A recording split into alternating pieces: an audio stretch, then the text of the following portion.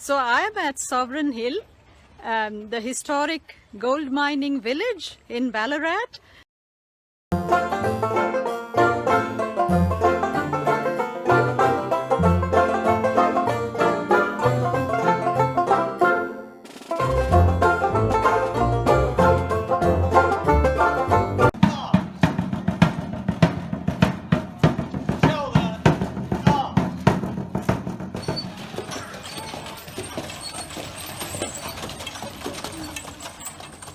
Past the ladies in bonnets, paisley scarves and crinoline skirts, and the gentleman in a top hat, waistcoat and tailcoat, I stumble upon spool knitting.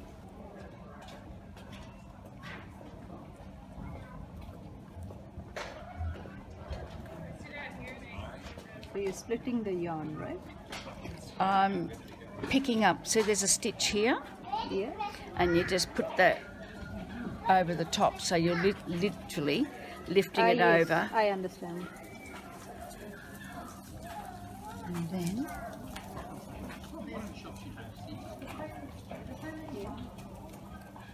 That's how you are forming the loop, the cord. yeah, So normally you would make ropes out of this? Or? pot holders, Oh yes. or a holder where you can put a teapot onto it. Yeah.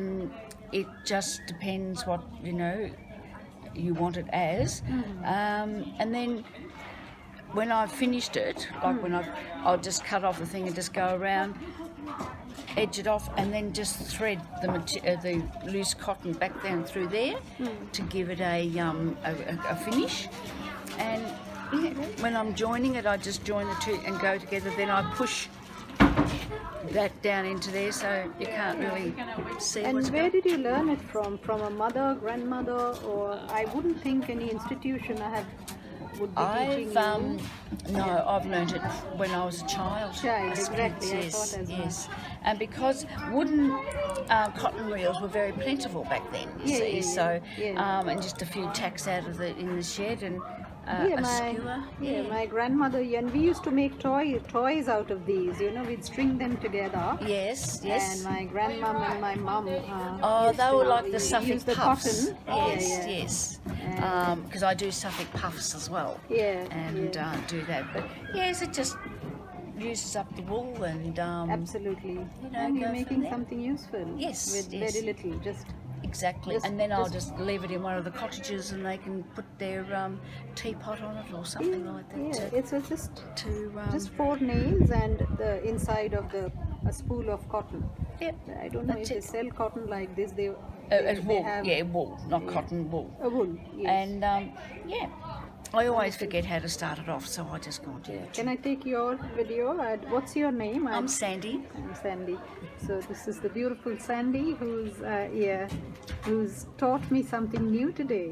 In spite of my enormous, what I feel is enormous, but there's always something new to learn every day. Well, there is. Sandy. You can learn something every day, can't you? Yeah. It's just one of those things. My pleasure. Thank you. Thanks, Sandy. You're welcome. So you're at Sovereign, like if anyone wants to meet you, you are here at Sovereign. I Hill? usually come in on a Wednesday Wonderful. with my 2 friends, Yeah. and but I had basically nothing to do today at home. Everything's up to date, so I thought, well, Why not? I'll come on in. It was my good luck that it I met was. you. Wonderful. Thank you so much. My next stop, the local fabric and haberdashery store. That's how I learnt embroidery, making my first sampler. The gentlemen's department, with a variety of hats, accessories, and bolts of fine fabric, followed by a collection of china and mittens. No respectable woman should be seen in public without a bonnet and a pair of gloves. From the ladies' boudoir, fine china, bonnet, hair and writing accessories, regular housewives, no crinolines here. not a word, but you could spell anything that you wanted. I know that sounds crazy, but prior to the invention of these sorts of printers, so the first one was the Gutenberg press, that was invented in the late 17th century, I think it was.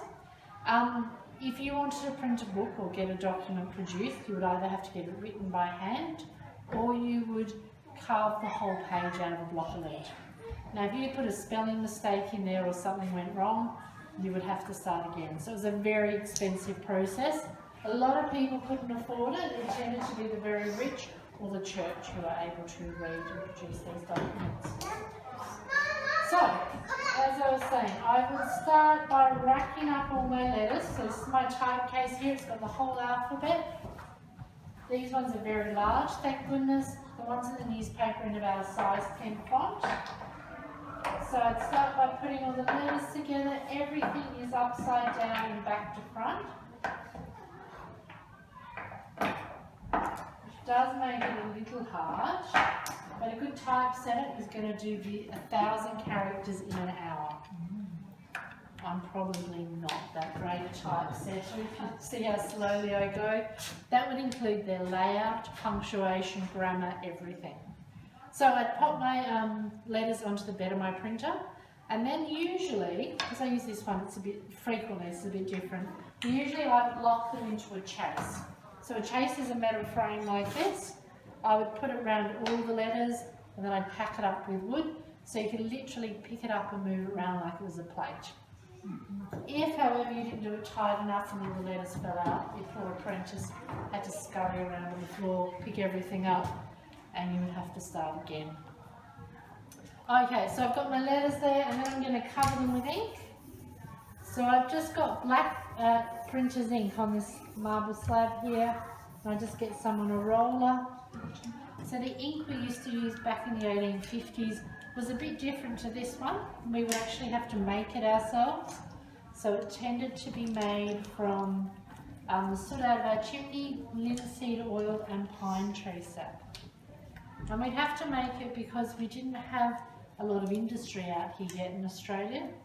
So we had to be quite reliant on the things we could produce, as well as if we wanted to import something in, it could be a 6-month wait from the time that we actually order it here to the time we receive it.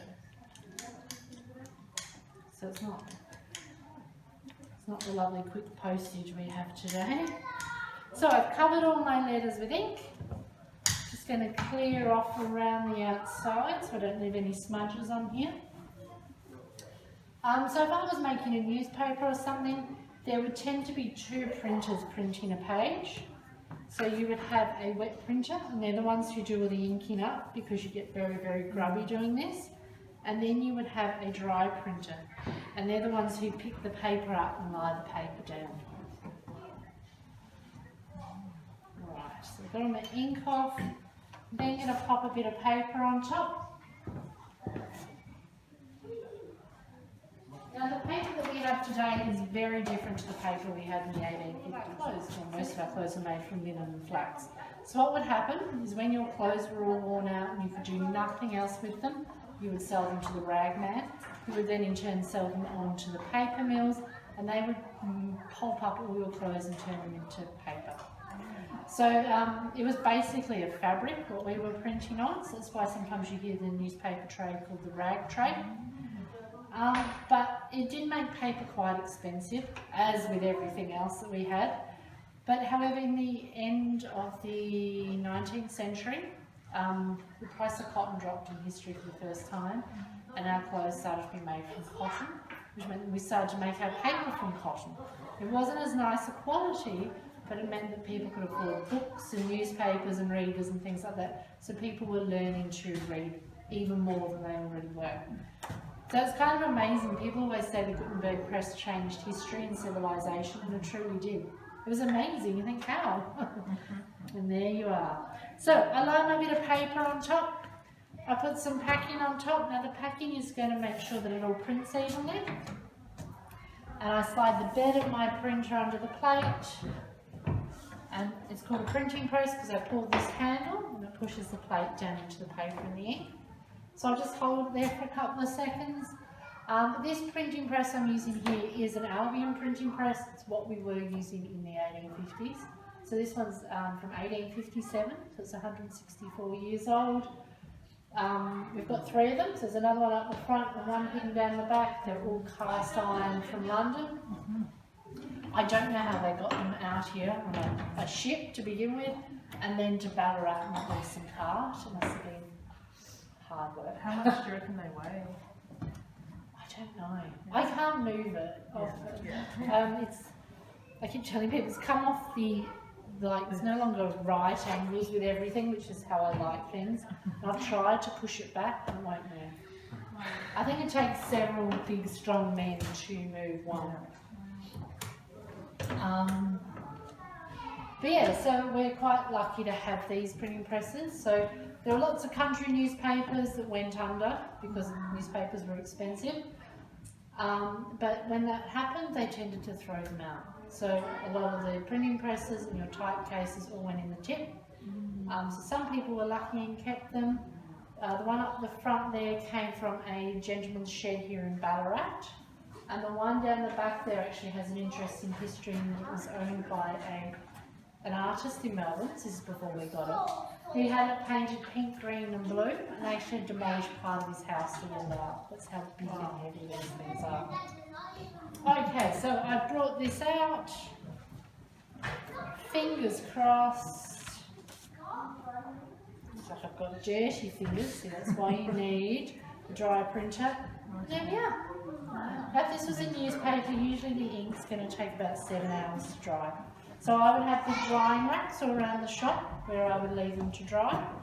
But what I would do with the paper is I'd print the inside pages first, and while they're drying I would get the front and the back ready, and then I'd print those. And then the reason I do that is that we print tomorrow's newspapers today.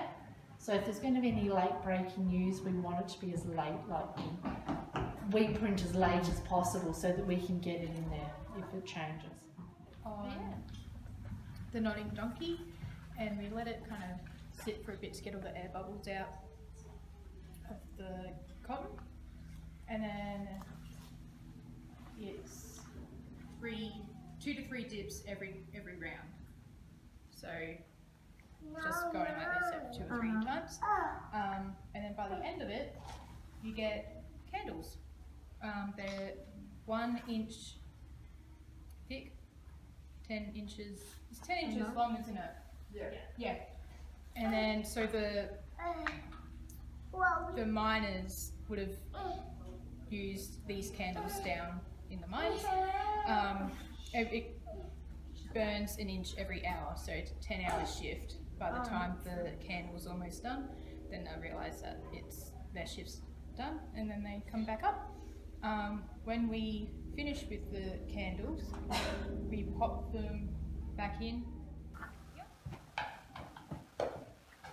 Candles, handmade soaps, and pelts were on display.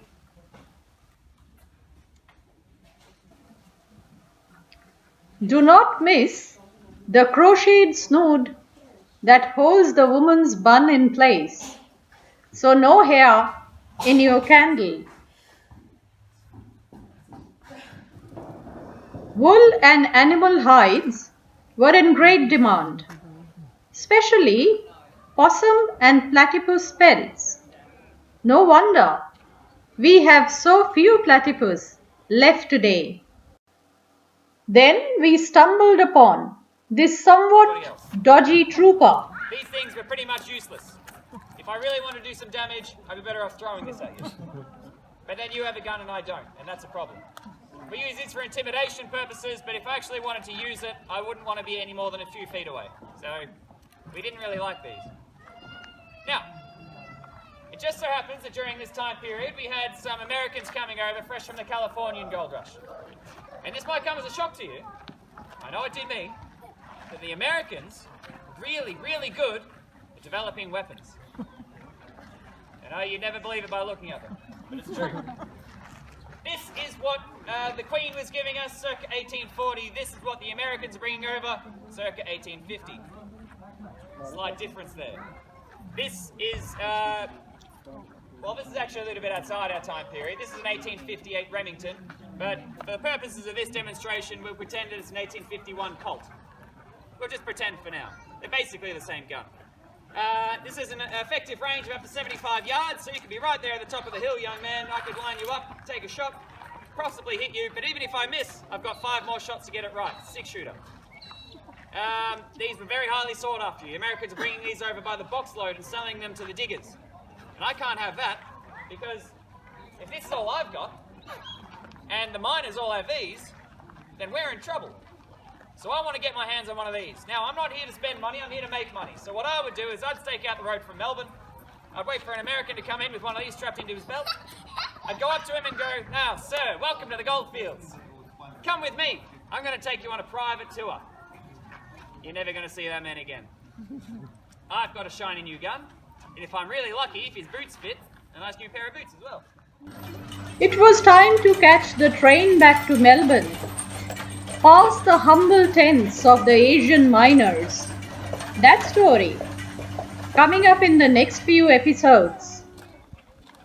If you've liked this video, subscribe, share, like and comment. Spread the Learn with Samita buzz.